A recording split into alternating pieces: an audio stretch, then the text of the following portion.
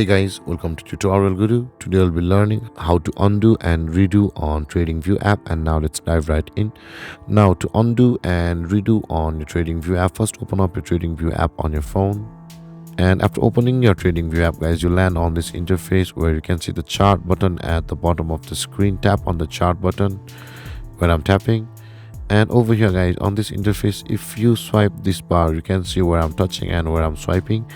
If you just swipe this bar, there is the undo button and the redo button over here where I'm tapping. If I delete this line, let's delete this line from over here, and you can see the currently undo button is available because I did something and I will be able to undo it. Let's tap on the undo button and that line is back over there.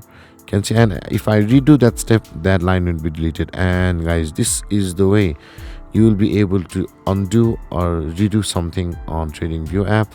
And if you have any confusions or questions regarding the topic, feel free to comment in the comment section below, and don't forget to like, subscribe and hit that bell icon for more videos. Thank you for watching, guys. Peace.